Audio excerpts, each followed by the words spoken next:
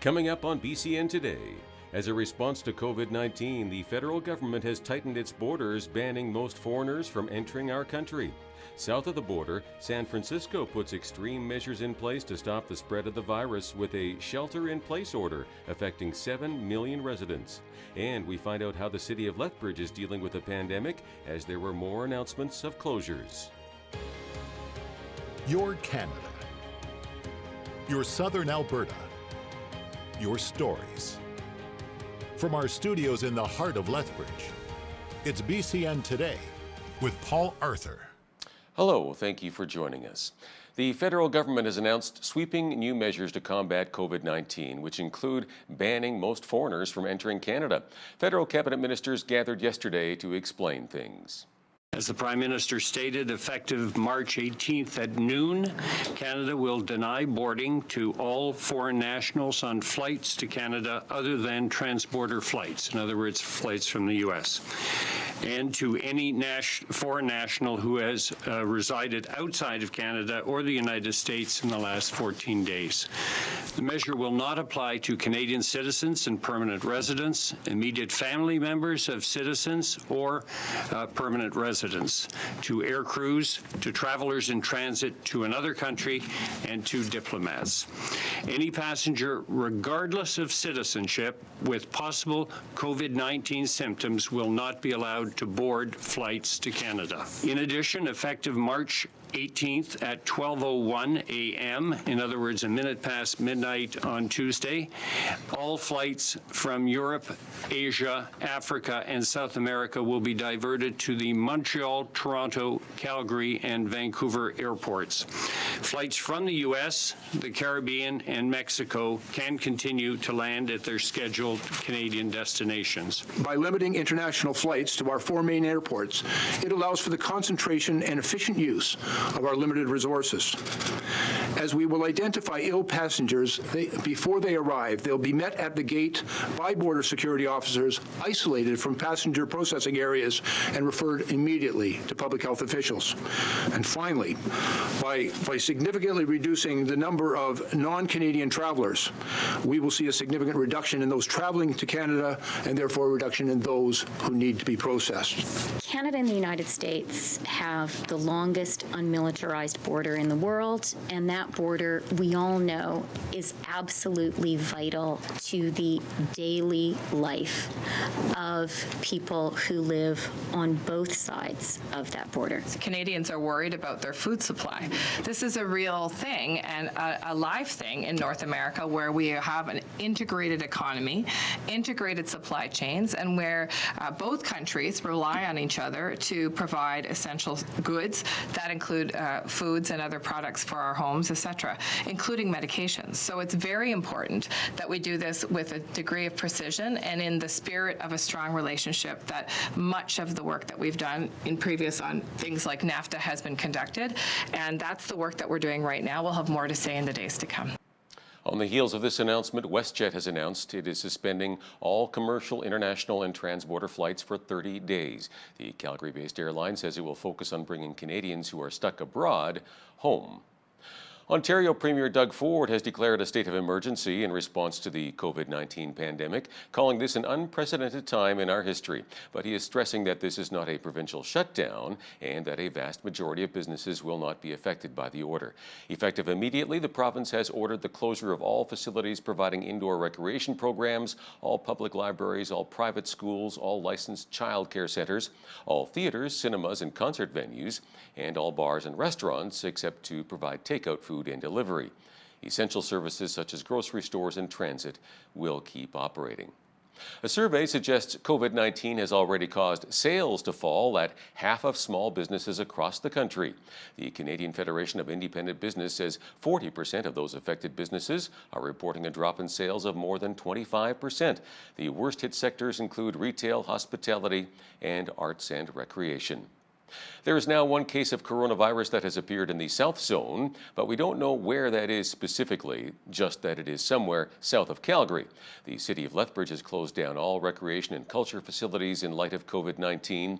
City staff say that they are doing everything in their power to make sure that everyone in our city is safe. The decision is based on several factors, including the Edmonton and Calgary zones seeing the spread of COVID-19 through community transmission. Even though we do not have a confirmed case in Lethbridge at this time, we are taking these steps to be proactive in helping to prevent the spread. Again, it's business as usual for our staff, and we are ensuring that there's, our goal is to ensure we have those critical services that the residents always expect to receive. But we may be having to redeploy staff in a different way depending on how deep this goes in terms of our capacity. So we want to make sure people are monitoring themselves and making some really good choices out there in terms of this is something that's going to go on for quite a bit of time. So we want to make sure that we just work like you normally do. Make sure you have your 72-hour kit available for you and some supplies at home. If you start experiencing severe symptoms, shortness of breath, chest pain, those types of events, call us. We will be there. We will take care of you. Public libraries are closed, Exhibition Park, the CASA facility, and swimming pools, including the Corvan Ray YMCA here in Lethbridge. A lot of our members are concerned about what happens with my membership, what happens to the program registrations that I already have. All members of the YMCA right now, their memberships are considered to be on hold. That means no new charges. You know what, your membership stays active in the system. There's no penalties. You know, you don't have to cancel your membership. You will remain in the system. The second fold of this is we're still deciding what's going on with our spring programming and summer programming, which is coming up, as well as the programming that's ongoing right now. And we will proactively contact all of our program registrants, whether you're a member or a non-member. We'll call you and let you know what's happening, update you on your account. Lethbridge County is also taking steps to reduce the risk to staff and the public. They are closing offices in Lethbridge, Picture Butte, and Coaldale until further notice. The county says utility payments can be made through their drop boxes, by mail, at your bank, or online. The Lethbridge Soup Kitchen has no intention of shutting down. Bill Ginther, the executive director, says they have implemented several modifications to protect staff, volunteers, and their clients. But more importantly, he says he trusts God. We cannot have more than 50 people gathered. That's fine. What we'll do is we'll take the 50 minus the volunteers, and that's the number of guests that will enter our building at one time.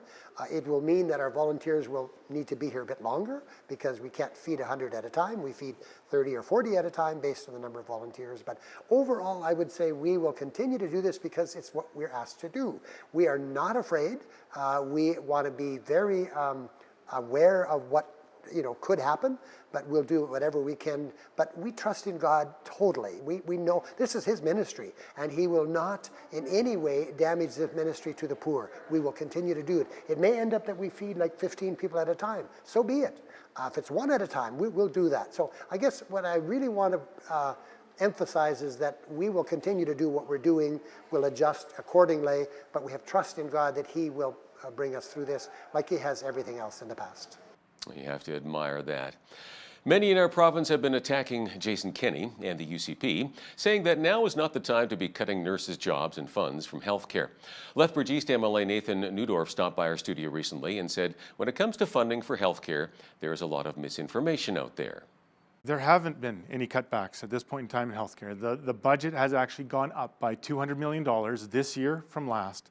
And we haven't made any of those changes. Those changes are set to take place March 31st, moving forward into the new fiscal year. You can catch the full interview with Lethbridge East MLA Nathan Newdorf discussing health care and the latest on our city's supervised consumption site. That is coming up in the second half of today's broadcast. You've heard of the expression supply and demand? Well, check this out. This apparently took place at a home hardware store in the Barrie, Ontario area, which was allegedly selling hand sanitizer for $15.99 a bottle. A few days earlier, the same bottle was selling for just over $5. There was also a couple in Vancouver, Manny Ranga and Violetta Perez, who allegedly sold containers of Lysol wipes online and made a tidy profit of $100,000. South of the border, one of the most extreme measures yet is being put into place as officials in San Francisco Bay Area counties have issued a shelter-in-place mandate affecting nearly 7 million people. The order issued yesterday says residents must stay inside in a desperate attempt to curb the spread of coronavirus.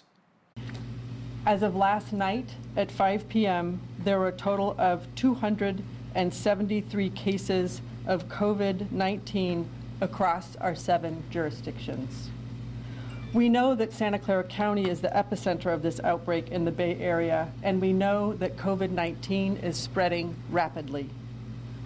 Today, we stand together to announce additional legal orders that will apply to all 7 jurisdictions covering Silicon Valley and the core of the Bay Area region. These new orders direct all individuals to shelter at their place of residence and maintain social distancing of at least 6 feet from any other person when outside their residence. The order outlines circumstances under which people may leave their residences and defines essential activities, essential government functions, essential businesses, and essential infrastructure. A few highlights. People experiencing homelessness are exempt from this order, but are strongly urged to obtain shelter, and governmental and other entities are strongly urged to make such shelter available as soon as possible. All businesses with a facility in any of the 7 Bay Area jurisdictions, except essential businesses, are required to cease all activities beyond minimum basic operations. All essential businesses are strongly encouraged to remain open to the greatest extent possible. I recognize that this is unprecedented, and if I thought last Friday's announcement was hard, this one is exponentially harder. I think it's necessary. I do. I worry about paying my rent because I don't have a job where I can not go to work and still get paid. So I hope that, rental properties will, be a little bit sympathetic to people like me. Fears about coronavirus are gripping the world. Right about now, you might feel like getting in your bed and hiding under the covers. Unfortunately, there are some timely messages out there that can help you get through this and whatever else might be concerning you. Here are some words of hope from a local pastor. Psalm 91 verse 1 says, "He who dwells in the secret place of the Most High shall abide under the shadow of the Almighty. And I will say of the Lord, He is my refuge, my fortress, my God. In Him I will trust." And when we spend that time with Him, in His presence, when we connect daily with Him, then He says, this is the promise of that. He says, "Surely He shall deliver you from the snare of the fowler and from the perilous pestilence." And that's what we're dealing with, pestilence. The Christian Institute in the UK has welcomed news that the British government has rejected a woman's appeal to allow gender-neutral passports to be issued. The case was originally heard in 2018 and dismissed by the High Court. And as we hear from Rachel Gillies, the Court of Appeal has now upheld that verdict. A woman who claims to be non-gendered has lost her appeal to force the government to issue gender-neutral passports. Christy Alan Kane is female, but believes it is discriminatory that the Passport Office does not permit her to use an X on her passport. Her case was dismissed by the High Court in 2018, and the Court of Appeal has now upheld that verdict. Lady Justice King said the court finds that there was no positive obligation on the state to provide an X marker in order to ensure the right of the appellant to respect for private life. The Christian Institute's Kieran Kelly welcomed the news. It's a good thing that this ruling has been upheld. A passport is an important document, it's a legal document, and to falsify such a document by putting an X instead of an M or an F to denote your legal sex would have been a serious mistake.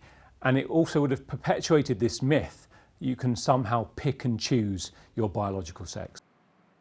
Well, happy St. Patrick's Day, and as you may have guessed, St. Patrick's Day celebrations around the globe and here at home are being scrapped due to the COVID-19 outbreak.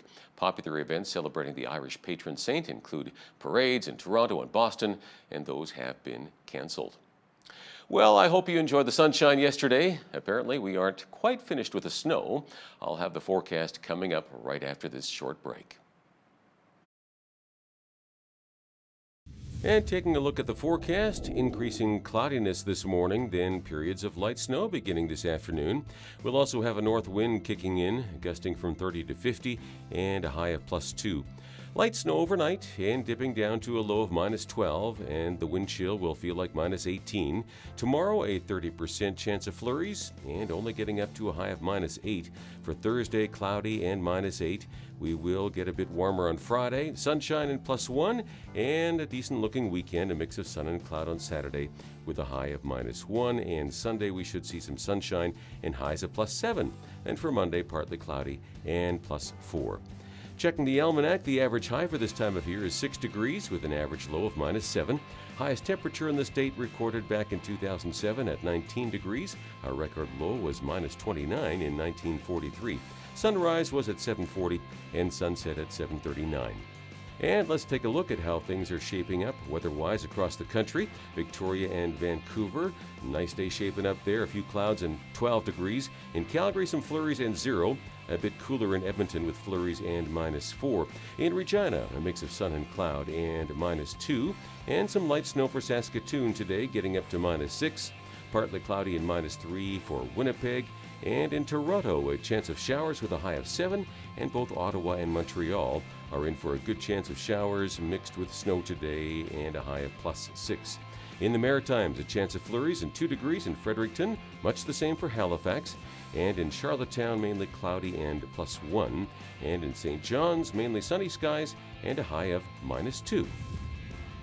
Here's your Bridge City News Community Calendar. Woods Homes Emergency Youth Shelter, The Core, helps families struggling with parent-adolescent conflict by providing crisis support. The shelter is open from 5 p.m. to 8:30 a.m. every day. They also offer professional counseling, referrals, and housing first supports throughout the day. For more information, visit woodshomes.ca or call 1-800-563-6106.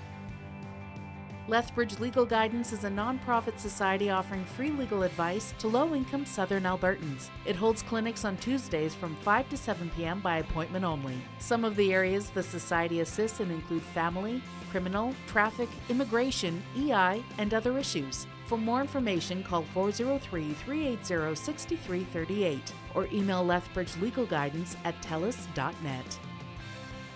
Do you have a heart to serve our community? Streets Alive Mission is looking for volunteers to help serve hot meals, assist with Foot Friday, and help support incoming donations. Visit streetsalive.ca to fill out their volunteer application or call 403-320-1159. And that's your Bridge City News Community Calendar.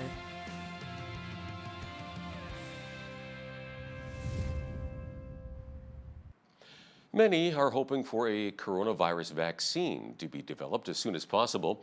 U.S. researchers have given healthy volunteers the first shot of an experimental vaccine. The study's first participant received the injection inside an exam room this week. Hi. Hi. Jennifer, right? Yes. All right. I'm shot in the past, right, Jennifer? All right.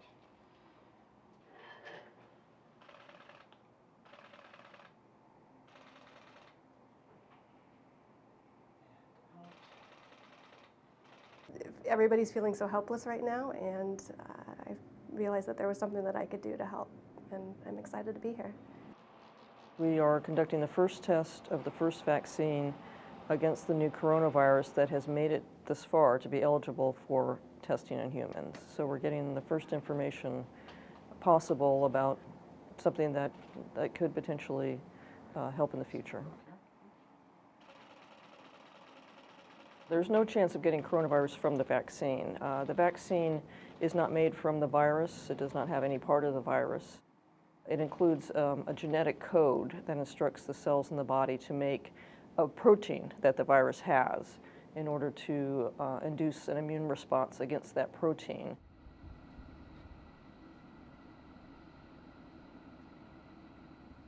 About 45 people will get the vaccine, and we'll closely follow them throughout their 13 months of being in the study and look for reactions to the vaccine as well as any other health events that they might have during that period.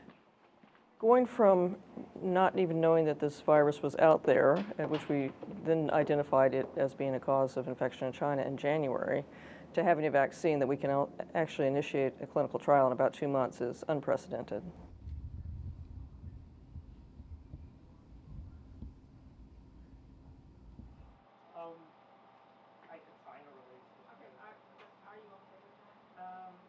I hope that we get to a working vaccine quickly and that we can save lives. Meanwhile, as more and more government leaders continue to close down restaurants, bars, and other non-essential gathering places across the country in an effort to slow down the spread of the worsening coronavirus crisis, business owners and employees are voicing their concerns as to the economic impact this will have on them. That's it. There's no other, there's no relief package. There's no, we're going to help here. It's just, you're closed. So I understand the urgency of everything, and we're in uncharted territory here, but it's just such gross unpreparedness. This is totally uncharted territory for us. I've been here for over 50 of those 66 years that we've been open. And I've seen a lot of things happen, 9/11, Hurricane Sandy, 2 blackouts, water main breaks. Financially, it's a very nerve-wracking thing to hear. I woke up in the morning and I heard the news that tomorrow I won't go to work for nobody knows until when, and it's a really scary thing to know about, maybe I have enough money for rent, but what else am I going to need, or what happens if I get sick? We're not allowed to have people come in except for to-go and for delivery. So we're using both Postmates and our own personal delivery drivers at the moment because a lot of the Postmate drivers aren't showing up to pick up. Then beyond that, we've had to cancel all front-of-the-house staff. Nobody's able to come in to work for that. We're trying to shuffle them throughout the restaurant, perhaps throughout the week, but it really is going to be the next couple of days that let us know whether we can stay open or not. We are worried about staying open. I mean, a lot of the sit-down restaurants, it's a tragedy what's happening to a lot of people getting laid off. Fortunately, we're able to still be in service by doing only the food apps and delivery and takeouts.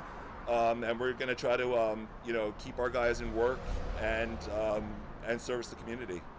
Having to close our dining room for 2 weeks is a pretty scary thing for us. We depend on this revenue. And not having that for 2 weeks is really going to be a tough period for us in terms of survival. We want people to get well. We want to figure out a way to contain the virus, but we also have to make sure that people have a livelihood. Closer to home, the Alberta government says it will be helping business owners manage through these tough times with the COVID-19 virus. Hal Roberts sat down with Lethbridge East MLA Nathan Neudorf. That interview is coming up shortly.